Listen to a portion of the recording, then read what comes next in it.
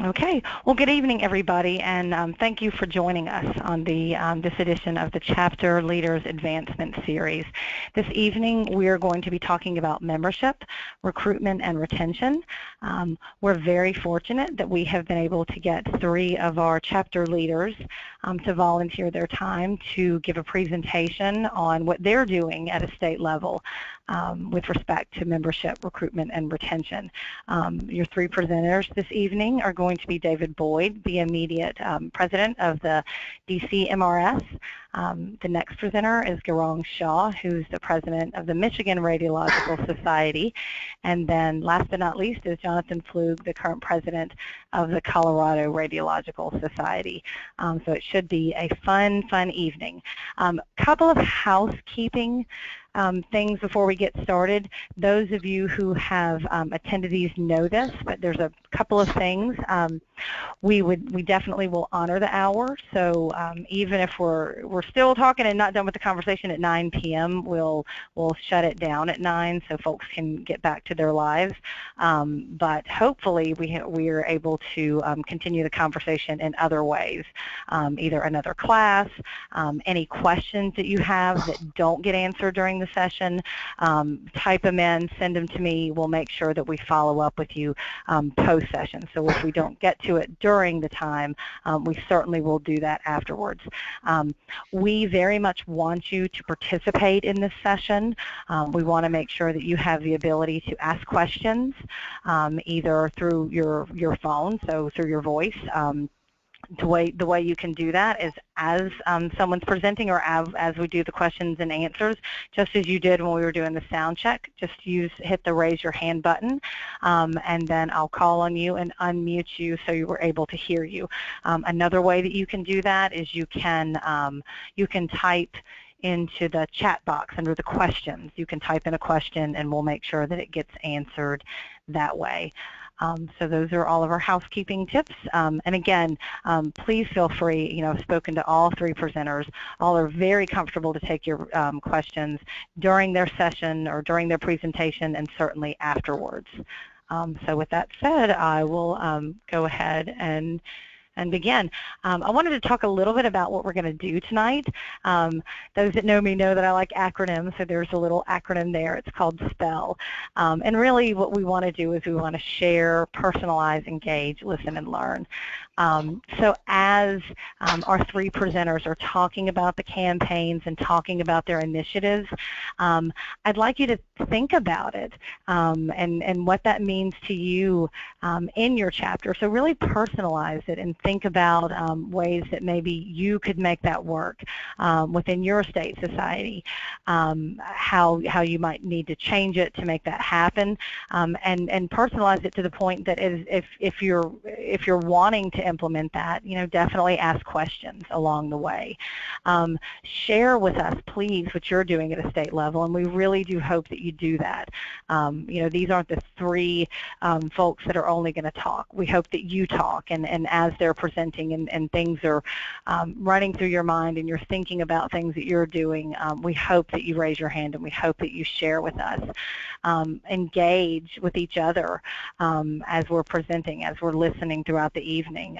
Do engage with each other. These class sessions are really meant to be an opportunity for our chapter leaders and volunteers to be able to to talk with each other and find out what's happening, maybe next door across the country, and learn. Of course, we also, definitely hope that you walk away and learn something from tonight. And the next thing I wanted to talk about for a couple of minutes are some best practices with respect to recruitment and retention. There's no magic pill, and we all know that when it comes to recruiting and retaining your members, but there are some things that you should always keep in mind. Engaging your members is one of the best and the most tried and true ways that you can certainly retain those members, but make sure that they that they feel very connected to your chapter and connected to your mission. making sure that they feel that they're a part of what's happening at a state level, that they feel very affiliated with your chapter. So by engaging your members, really what you're doing is you're certainly retaining them, but that you're helping them to hopefully then go out to their practices or into their communities and talk about your state chapter and hopefully be an advocate for membership at the state chapter level. Being personal, everybody likes it when someone takes interest in them. Our members really are no different. They really want to make sure that they feel that there's a personal connection to the chapter, that there's a personal connection to the mission, and making sure that they feel that what you're doing, that the impact the chapter has really is worthwhile. Another thing is, reaching out to lapsed members or members that are going to lapse soon. That's really and truly an essential part of recruitment and retention strategy. Making sure that you keep those members that have been engaged and reach out to them and bring them back in the fold. And really the last thing is to be adaptable, to be nimble, and making sure that you're that you're not doing the same thing year after year. The organization that we used to be, that you used to be 20 years ago, is likely not going to be really attractive to a newer member, to a resident, or to a young physician. So making sure that you're a little more nimble and a little more adaptable. And as we listen to these presentations through the evening, be thinking about these, engaging your members, being personal. How do you reach out, and how nimble you are? Those are things that we hope that you, will keep in mind. So with that said, I'm going to turn this over. We might be a little clunky, so please forgive us. I'm going to turn this over to our first presenter. That's David. Great. I think I have the screen. Yep, that's you. Tanya, thank you very much, and thank you very much for the opportunity. My name is David Boyd. I work in private practice for a group called Progressive Radiology in the DC area. We specialize mainly in outpatient MRI, but we do everything. And I was the president for the DC chapter last year. I also am the CME coordinator and young physician alternate counselor. So we were fortunate enough to win the membership award last year, and I guess the payment for doing that is to talk about how we did it. And we worked closely with the ACR and was happy to do it. So our main strategy is in some ways reactive. I'll talk about being proactive a little bit later, but reality-wise, being reactive. We see who's dropped. We used to get this from Barbara Quattrone directly. You can also get this now from the chapter portal. We left the names off here to protect the guilty, but if you take a look, every year there are people that drop, and last year we had about 45 people who dropped total, I think. And so you get their names. Are they a young member? Are they a full-time dues-paying member? Phone numbers, email addresses, basically all the information the ACR has. So what we do is we bring this to our board meeting, and we split up who's going to talk to these folks. And it's pretty easy, actually. People look down the list and see who they know. And we found that's the best way to get people back. Do you know somebody? Are they in your group? That's kind of how things start. And then after that, we split up the rest. We work closely with ACR staff, Barbara Quattrone, Tanya, Catherine Jones, all been tremendously helpful to us, and we appreciate that. And what we've done is kind of similar to the recent ACR chapter challenge recently. This has provided wonderful marketing research for us. When you actually call people, they're usually pretty happy to talk to you, even though they haven't renewed, and they're pretty honest. They'll tell you why. And one of the reasons they talk about that we saw was dues. Now, I know we're only a part of it, being the DC chapter. The ACR is a much larger part of the dues, but we listened, so we cut our expenses and we cut our dues by $10, which doesn't seem like much, but when you talk about several hundred people, that can cost a small chapter like us a few $1,000s. So, but we felt it was important. And if you can retain or recruit, you're talking about 8 to 10 people, you'll get that money back. So we found that it's worth it. Just as an aside, we provide 5 CME meetings a year for $240, including dinner, at the Cosmos Club, which is a nice place in DC. So we think we provide a bargain. One of the other things we found is that parking was a big issue at our location at the Cosmos Club. We work with the Cosmos Club to try to improve that, and we have. But we also found a relatively cheap location close to our meeting site. And we were worried, a few blocks away, would people be concerned about that? But actually, in the DC area, if people know where they can park, they're willing to pay a little bit, and they kind of like the certainty. So that's really helped us increase our attendance at our meetings. And if you can do that, then you're more likely to retain members long term. One of the other things we did was we looked at the local residency and fellowship programs in the area, Georgetown, GW, and the military.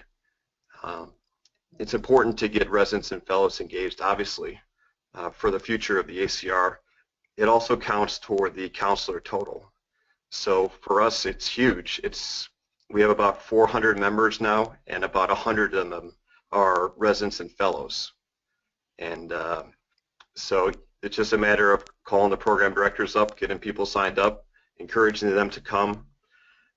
One of the nice things we provide at each of our meetings is a resident quiz before the lecture hour, and there's actually a cash prize of $50 for each winner of each year. So you can rack up a good amount of money if you come to all the meetings, and we think that helps the trainees come, which is good because then they come hear the lectures, socialize with the group. They're more likely to be members of the ACR long term. So I want to thank Tanya for this slide because she's good about putting things together. And so this is our lessons learned slide. And it's a team effort to get people to come back into the organization, but it has to start with someone, and the best person for us is the chapter president. To put that on the agenda for the board meeting, make it important, do the follow-up, say, hey, did you contact these people? Did they get back to you? People who haven't connected, we try somebody else to contact them. It's important to have the physicians do it rather than leave it to your administrator to do it. Because again, the personal relationships are important. If you've known somebody, you've been through training, you've been in their group together for 20 years, they're more likely to come back to the organization. They're more likely to tell you why they're having issues with the chapter. So that's important for physicians to spend the time doing that. And we've seen benefits. I'll say, from a recruitment and retention standpoint, we've gone up by about 15 members. We actually were pretty close to getting an extra counselor last year. We just missed it. And now we're up about 15 members. So if that number holds true, we will get an extra counselor and alternate counselor for the next ACR meeting. I think the apportionment is going to be in a couple of years from now. So that's great. That's great for the chapter, more representation in the council. And I'd also like to mention at this point, so that's the drops, but you want to engage the memberships before they drop, and we tried to do that last year. One of the things I did is I talked about encouraging people to sign up for fellowship. If people go ahead through the process, we have not had a fellow not make it in our chapter for at least 10 years. And you don't have to be on the board to be a fellow, and I think a lot of people mistakenly think that. They certainly did in our membership. So I actually went to the podium and announced that, hey, apply for fellowship. We've had some general members apply for fellowship, and hopefully they'll get it. Another way to engage the membership that we found, I put together a gold medal, which was new for our chapter, recognizing service for our chapter. And I engaged the membership as far as nominees, saying, hey, who do you think should be nominated for this award? And a bunch of regular members got back to us. So again, that's another way to engage the membership. If they're engaged, they're more likely to continue with the chapter, attend the meetings, rather than drop out. Happy Halloween. And if you have any questions, please feel free. I'm happy to discuss.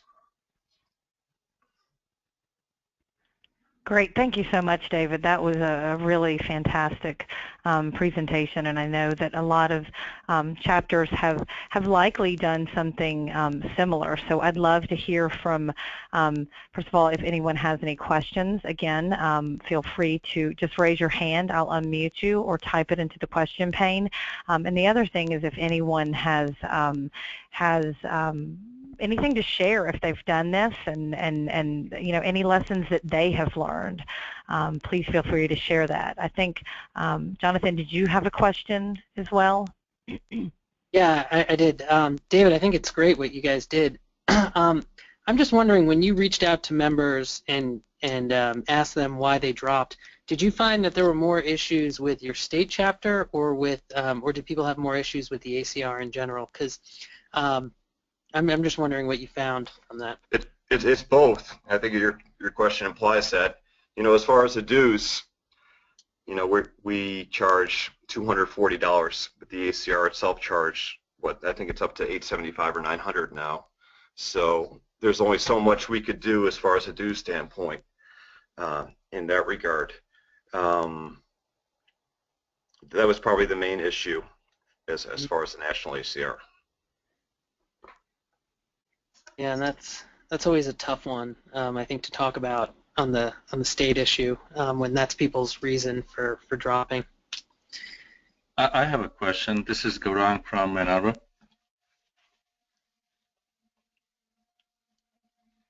Yeah, go ahead. Hello? Yeah, so the question is that do you have private practice groups which in a way take care of the ACR membership at the level of the group, or do your members, are all of them individual members? They're both. It's better if the private practice takes care of everybody in the group, but the reality is some groups do that and some groups don't. So for the groups that don't, you have to go after it on an individual basis, hopefully with people who are from that group already members. So in the recent time, let's say, I mean the last 4 or 5 years, do you think that some groups have stopped supporting their members for ACR dues? Yeah, we know they have. Okay. There's less money to go around. That's what we hear anyway. Right, right. No, I have the same experience in Michigan, that there were a couple groups that stopped supporting the ACR with this, you know, centralized dues, because at individual level, even though people are well-meaning, it takes them a little bit of time to take out their checkbooks and mail out a check and all that. Instead of that, if it is done at a group level. So what actually was suggested by one of the groups, and that was practiced by 2 more big groups, which has been very successful, is that the group president, and if he's on board, he sends out a letter to everyone, and he says, this is going to come out of your paycheck. If you oppose it, let me know. Otherwise, I'm just going to go ahead and pay your dues. And by and large, if the proactive part for people is to oppose it, then it doesn't happen very frequently. Instead of saying, let me know if I can pay your dues, he just asks them, let me know if you don't want to pay your dues. Mm-hmm. That's a good idea. You know, one of the other things I should mention that we did last year is we had a whole October meeting on the value of the ACR, and we actually had Peter Van Geertruden, who you guys probably know, who is, I brought him in to be our resident liaison, and he did a whole hour on the value of the ACR, and we actually did a resident quiz on it, so the residents would get paid if they either knew in advance or understood what the ACR was about. But we had all the membership there, the ACR leaders there, and we tried to recognize the people who had been in the membership for about 20 years by having them stand. You know, if you've been there 20 years, you could do that for 10 years, just to try to recognize people and to show people the value of the ACR, which they may not know, you know, in a busy practice setting. No, that's very helpful, and actually that's going to be part of my presentation, that we have this so-called ambassador program where what we do is we actually go out in the private group and talk about ACR, and we have the whole PowerPoint, like 40-minute presentation, which we have internalized with the help of central ACR leaders, but then that is going around. That's actually one of the main recruitment and retention tools that we have here. Well, that is a great segue into your presentation, unless anyone else has any other questions for Dr. Boyd. Then we can just go straight into your presentation, Dr. Shaw. Thanks, Tanya. Thanks, everybody. Thanks a lot. Yeah, thank you. Sure.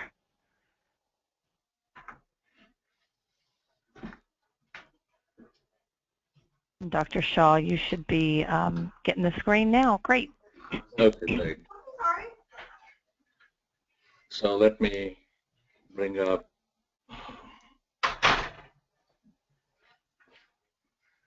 All right. Everyone can see that now? Yep, it looks great. Okay, great. Thank you. So this is the program that I wanted to talk about, which is the Ambassador Program that we actually started off about 4 years back when I was secretary, and I was because in Michigan, the secretary who's an officer is always the leader of the membership committee. So, one of the slides which you showed, Tanya, was to engage, right? Share, personalize, engage, listen, and learn.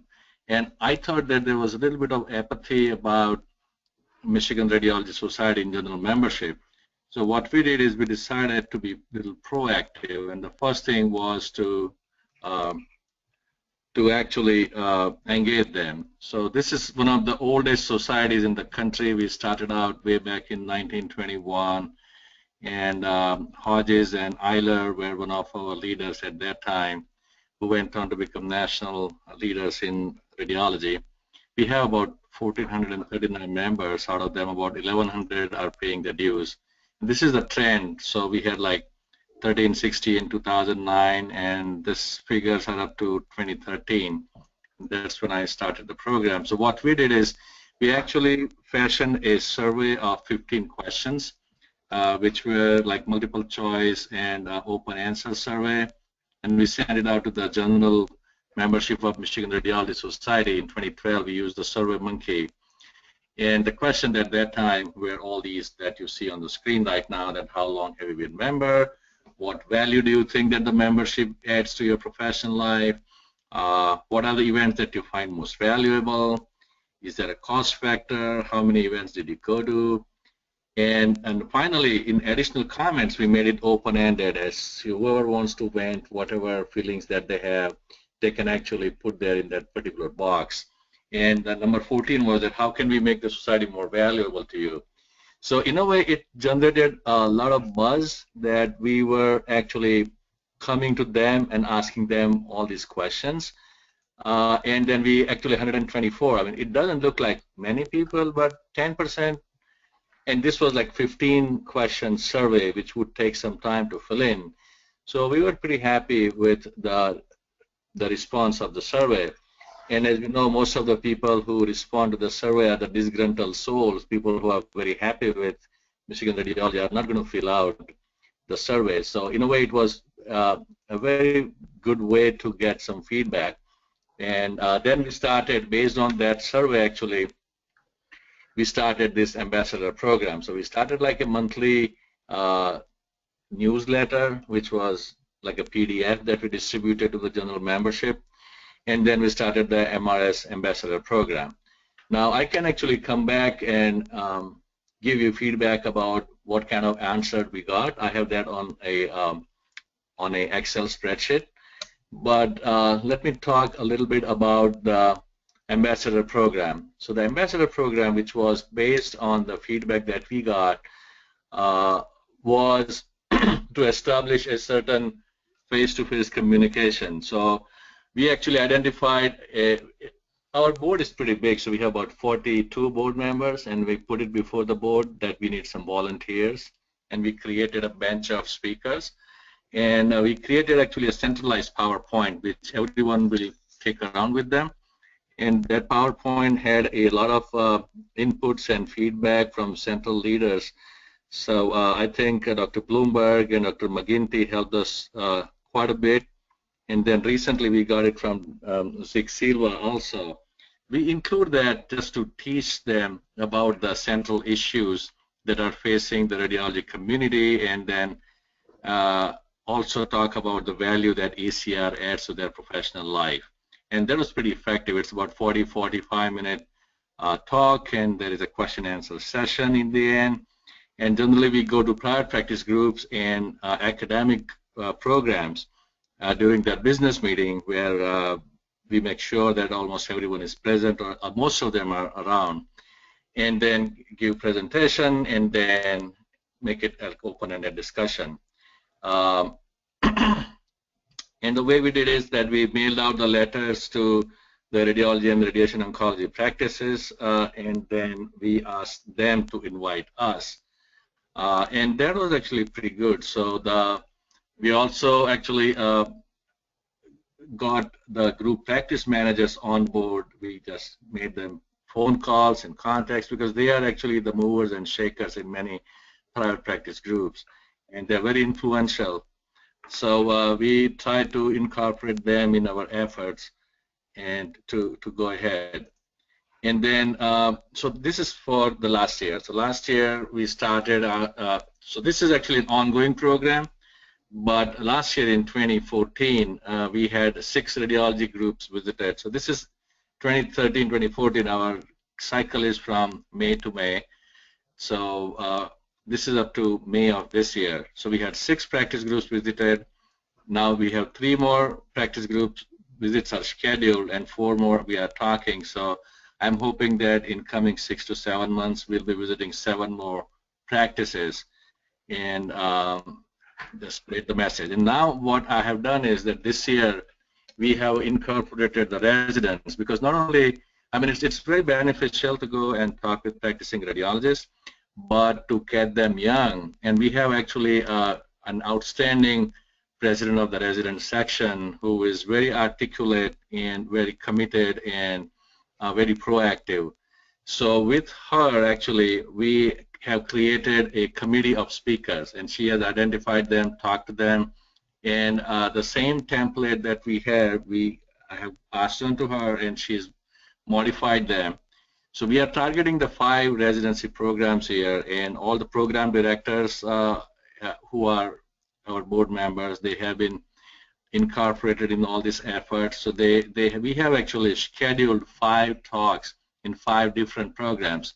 And what I want to emphasize is that I do not want the resident to go and speak to his or her program, because it adds value if somebody from outside comes and talks to them. And rather than having a practicing radiologist or a state leader who tends to be of older generation, I wanted somebody of their demographics talk to them and talk about the value that ACR adds to their professional practice. When we actually support about 12 to 15 residents every year to come to the Washington conference for the ACR conference, the former AMCLC and what we call the 2016 or 2015 ACR. So they have been exposed to the workings of ACR. They have attended different talks and sessions and workshops, and they actually are very enthusiastic about all the effort that we are making. And when they spread out the message, it creates a certain buzz, which is actually more valuable than somebody like talking down to them. So this is what we are planning to do this year. And of course, we're trying to distribute some brochures and material. That's what I have to say. And let me go and show you some of the answer on that Excel spreadsheet that I have here. So let's say this was question 1. Can you see it here? Yeah, we can see. Okay, excellent. So this was like first question about how long have you been member, and these are the charts. So most of the people are, about 10 years, more than 50% of them are members for a great time. And at the same time, how much value does it add? This is somewhat. People are pretty cool at that time about how much value. They were not very warm or enthusiastic about it, but they were members for more than 10 years. So it says, how much value does it add to you? This is somewhat. Then this is about which service do you find most valuable? And the 2 top ones were actually CME and legislative function. And our state radiology PAC is very active. Last year, actually, in the last election cycle, we spent about $35,000 to support the candidates that were sympathetic to radiology. And that was essential because we had the APRN scope of practice issue on the floor of the House and Senate, and we were getting very stiff resistance. So finally, with the help of the effort that we made, actually, that bill is in cold water. So last year we rolled it back. It was buried in the House Health Policy Committee. This year they came back again, and then we introduced so many amendments to it that finally the nurses actually lost an interest in that legislation, and that actually is cold turkey. Nobody's going to touch it. Even they are not enthusiastic to go ahead. So, so that actually, and it's something that we communicate with our members on a regular basis, and they really appreciate those legislative efforts that we put in. And for CME, we actually give them SAMs and CMEs every year. So we give our members, we have about 6 statewide functions every year, and totally we actually provide about 20 CMEs, Class 1 CMEs, to people who attend it. Just last month we had the Up North Conference where we gave about 12 CMEs, and this was first time this was outside of an academic setting. We were in a hotel in Traverse City, and it was actually, that went out very well. We had a wine tasting session, we had a mixer in a bar in the evening, and there was, so they appreciate not only listening to the speakers but also to commingle and talk to each other. And that's all recruitment efforts, because as we discussed previously, after this economic downturn for the last 5-6 years, some of the practices actually stopped supporting the radiologists for the ACR dues, and that's when we had a little dip in the membership, and we are trying to compensate that by these various maneuvers. I think I'll take questions now, because I can go on and on. Dr. Shaw, that's fantastic. I have a couple of follow-up questions, and a couple of hands were raised along the way. If anyone has any questions, again, raise your hand, and I'm happy to unmute you. Also use the question chat box. So I have one quick follow-up for you on your or a couple. One, I loved that you surveyed your membership. That's something that we certainly encourage folks to do. It's one of those easier ways to engage your members, make them feel connected, and really find out what their, why are they a member of your chapter, and what is, what is most valuable to them. So a couple of folks did type in under questions that they would be interested in you sharing your survey questions. Is that something you'd be willing to do with the group? Okay, awesome. That's not a problem. I think I'll mail it out to you, and you can distribute it to them. I'd be happy to do that. Awesome. And then you said that you had 124 respondents, and that was about 10% of your membership, correct? Correct. Yes. Okay. Yeah. So that's a pretty good return there. Let's see. Here is another one, another question that just came through. What resources do you have or do you utilize to find out how many board-certified radiologists, nuke med, rad-oncs there are in your state? So the resources are basically just making phone calls, and we do have a permanent executive secretary who does all that. She's pretty good. So as a matter of fact, a lot of MDs, a majority of the radiologists are members. Now, the effort right now is to concentrate on the physicist and the radiation oncologist, and also the people who are DO, because Michigan actually has a couple of DO residency programs, and there is a lot of DO radiologists. And they have their own board and they have their own CMEs. So what we are starting from this year is to actually give CMEs to even DOs. So not only the CMEs for ABR, but we'll have CMEs for DOs, for the radiation oncologists and for the technologists. So everyone will benefit by coming to a function of Michigan Radiology Society. That's what we want to do. And we actually encourage radiation oncologists for FSCR to become fellows. Every year we have about 10 to 12 members that we have a fellowship committee that scrutinizes the applications and supports them at the institutional level. And those, of course, fellows are generally accepted and nominated. But we actually are actively encouraging the radiation oncologists to apply for fellowship. So we make phone calls. We know that there is some senior radiation oncologist. I'll call him and say, hey, why don't we go ahead and nominate you for FSCR? So those efforts are appreciated. And I think the real growth for the society in the future is going to come from radiation oncology folks. That's what I believe. Okay. Great. Thank you. I know that we have someone who Renita had a couple more follow-up questions. So Renita, she wasn't sure if her mic was working. So you are unmuted. So I don't know if we can hear you. Thank you, Dr. Shah. There you are. Can you hear me? We can hear you, yes. Oh, excellent. Okay. Thanks, Dr. Shah, for your presentation. And that ambassador program is something we've definitely talked about doing on our end. We just haven't had the time to get to that yet, but I think that's on our radar. This upcoming year, we did a strategic planning retreat, and doing a member assessment, needs assessment is on our radar. So would love to get a copy of, I'll reach out to Shannon to get a copy of those questions if y'all don't mind sharing, as well as that PowerPoint. Yeah, Shannon actually charges a copyright fee. You'll be aware of that. Is what? I'm sorry?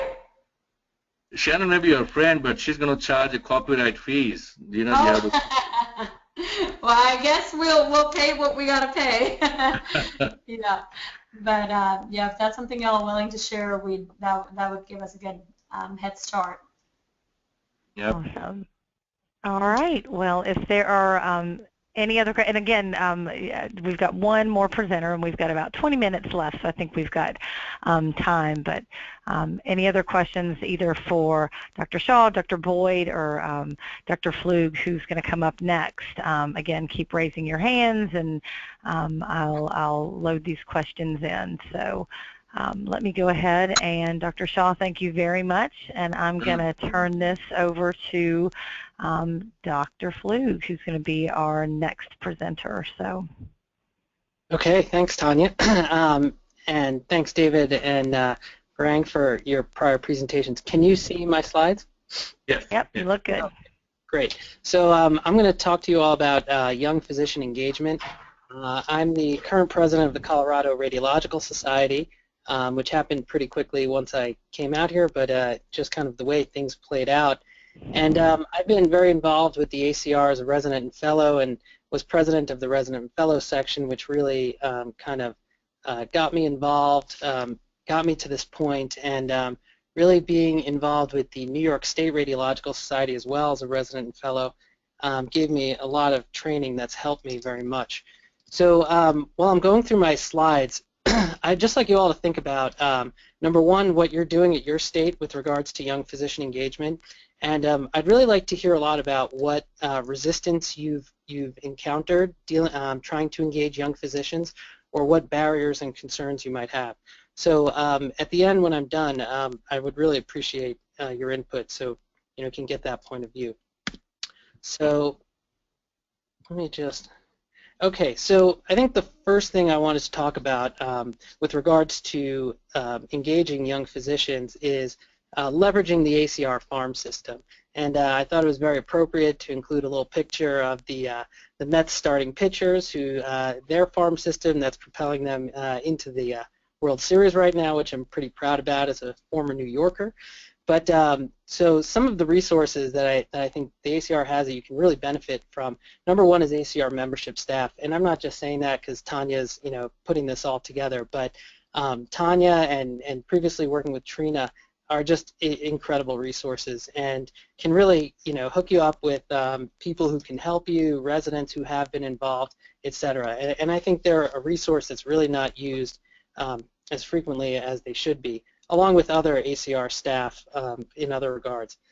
Secondly, many of you may or may not be aware of the resident fellow section, but it has grown significantly. It's been around for over 20 years, I believe, and this past year we had 380 RFS attendees at the ACR 2015 meeting.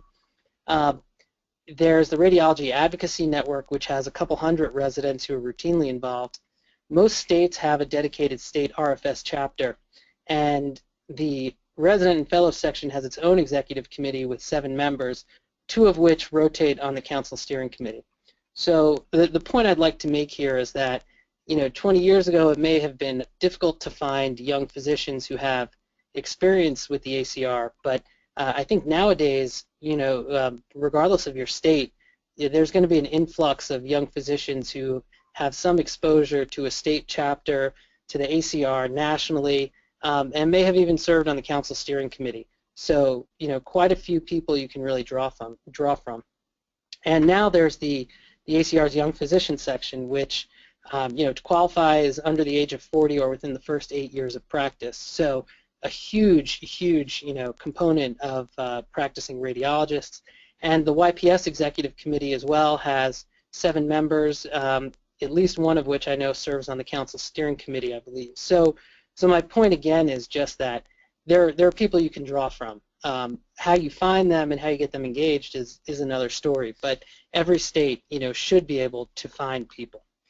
So what we've done in Colorado, we're definitely an outlier in that the majority of our executive committee are actually YPS, if not the entire executive committee. And part of that has to do with turnover in the Colorado Radiological Society, just a lot of interest, and really the fact that the majority of people who are willing to get involved are located in Denver. So it is a bit of a smaller pool. But I think the key was most of us were, or several of us were identified and recruited to the CRS before we actually started working in Colorado. And I think this is an important point. We had a few of us had already signed on for jobs in Colorado, but we're at the ACR annual meeting, met some folks from Colorado. They heard we were coming to the state and just jumped on getting us involved. And I think it really helped get us started early, as well as it's kind of helped us continue recruiting other people, knowing that young, new physicians are welcome. So we've kind of focused on leadership development on our executive committee because we are so relatively junior. So a couple things we've done. We do offer CME lectures throughout the year. So we have an assistant educational program chair who helps put that together with another educational program chair. And honestly, this is an ideal position for a YPS member. The job of this person is to help identify speakers who are going to come, and people who are fresh out of fellowship, whether they're in academics or private practice, kind of have a sense of who the big speakers are, who might be interested in coming, and what the relevant topics are. Additionally, we fund two junior physicians to attend the RLI conference each year, and we've kind of reserved it for junior members of the executive committee, sort of showing that we're making an investment in you and we expect you to give it back to the executive committee through service. We're also taking advantage of the dedicated YPS alternate counselor in the Young Physician section, alternate counselor that you can do through the ACR and actually get some funding for. So there's really no reason not to support this. But what we've also done is really try to identify young physicians to get them further involved in the ACR. So we're actively soliciting a few people this year to run for ACR positions, and there are a lot of positions that are not appropriate for young physicians, but on the flip side, plenty of positions which I think are very appropriate. So there's the entire YPS Executive Committee, and we actually have someone in our state who's already serving on that. The Council Nominating Committee is a great stepping stone and starting point, and then the inter-society, the private practice inter-society position is another one that I think is just a great stepping stone to get people involved. Additionally, we're really making an effort to get YPS members on ACR committees. I think there's a lot of ACR committees looking for additional volunteers. Some may have more openings than others, but just to give you a few examples, the Government Relations Committee and the Managed Care Committee, are looking for reps from each state. So this we thought was an excellent place to put our YPS members, and they've been happy to serve on some of those. And then lastly, the YPS members are a great liaison to the resident and fellow section. So they're more in touch with the residents. I think the residents like having academic folks involved as well as private practice, and just been a great way, since we already have 2 resident fellows who serve on our executive committee. It's nice to have a YPS liaison and liaise with them. So just a couple tips for success. I don't have a mnemonic, but I tried to make them all start with I. So I think it is key to identify YPS members early. And again, there are going to be a lot of people from your state at the annual meeting. Try and identify some of those, residents and fellows who are leaders who may be coming to your state and engage them early. Involve them in dedicated positions. I think titles are free, so if you can find some sort of position that you create that doesn't add monetary strain, on your society, it really helps YPS members stay involved and know what their role is. I think it's very important to invest in development. We've done that here. It helps people feel welcome, trains them to do a better job in the future, and keeps them engaged.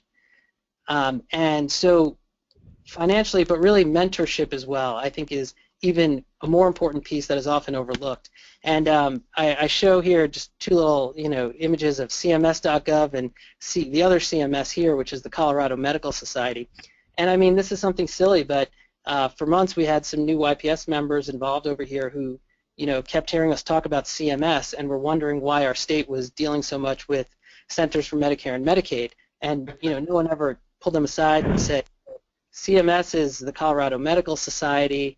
I know you haven't been contacted by them, so why would you know that? But those of you who have been involved in state societies for the greater part of a decade, there's a lot of institutional and sort of ingrained knowledge there that you need to pass along, and you have to remember a lot of people are starting from zero. Okay, financial piece we talked about, and I think the last one, have an insurance policy. So it's not enough to just have one young physician involved, because people do move early in their career.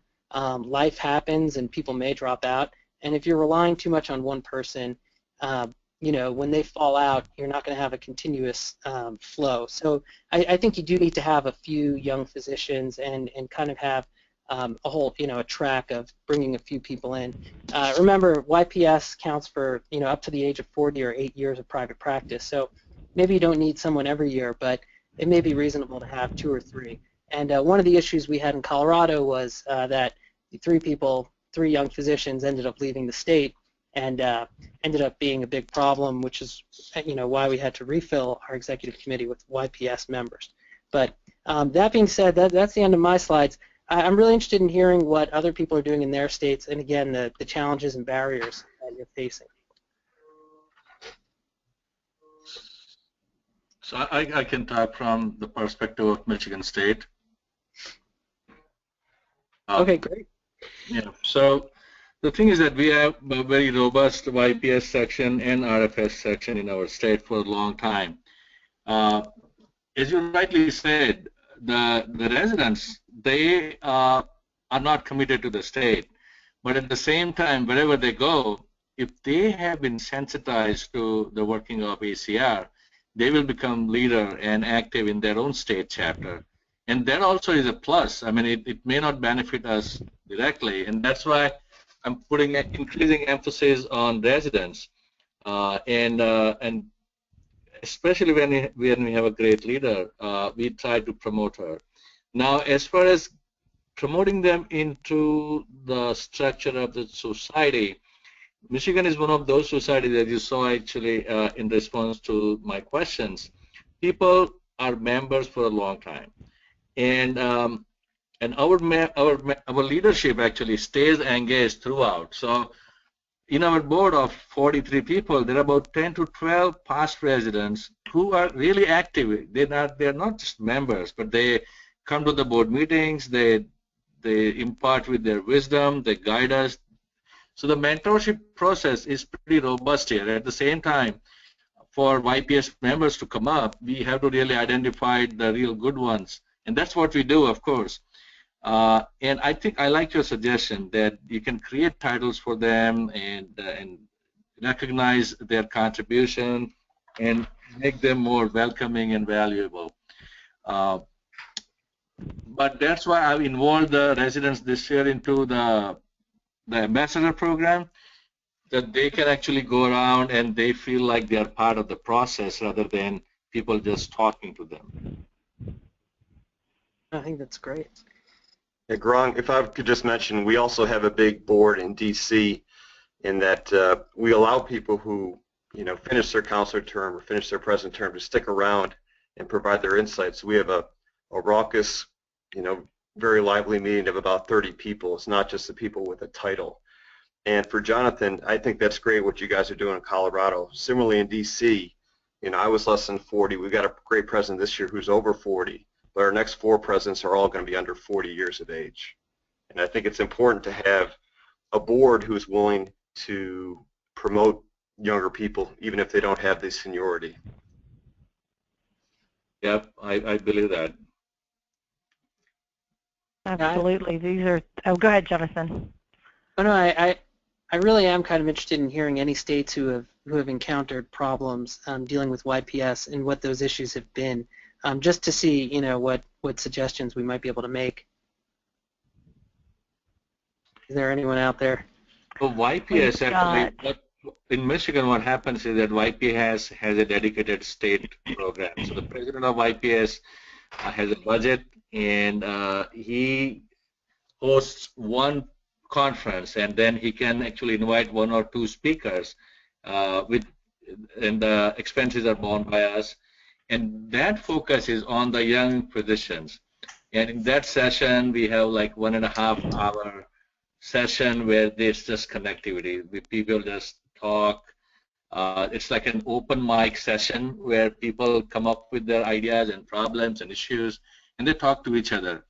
And they decide what topics the speakers will be speaking on. So this year they were kind of sensitized to medical legal problem, and we have a speaker who's very experienced in giving depositions, and he's going to talk about the do's and don'ts of radiologists, because as a young physician they had some questions about that.